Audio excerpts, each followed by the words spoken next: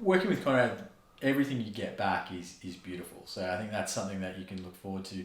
The quality is always there, and whether it's the things like shot composition and the way that the shots that you're getting are motivated and they're actually in line with what the story is that you're trying to tell.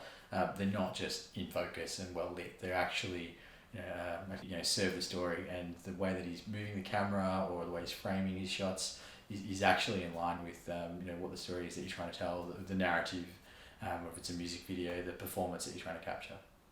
I think working with Conrad's been a really eye-opening experience, because prior to working with Conrad, I'd worked with a variety of different DPs and people who were like behind the camera, and most of them had a fairly similar personality in terms of the way they approach working with a director and a storyteller, in that they knew better stuff. Now, I actually come from a background in photography, so I do understand light and cameras and how the technology side of things works.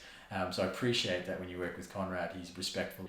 And even when he challenges you or provides alternatives, he does it in a way that's really considered. And I very rarely have had to kind of think about what Conrad suggested in a way that I might challenge. I think usually what he suggests we end up going with, and he's always right. Like, they end up being better shots, and they serve what we're trying to do much better than what we originally envisioned. So that's nice, and it's hard to do from a director standpoint, to let somebody else kind of dictate what's going to happen with the shots that you're trying to get.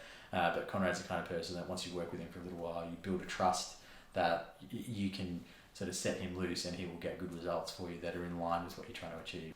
I'd recommend Conrad to anybody, really. He's brilliant at getting the job done, and it's a lot of fun to work with him, and it's impressive to watch him work, actually. He's got really great attention to detail, and he makes it enjoyable. So he's good at what he does without being hard to work with, which is pleasant and sometimes rare.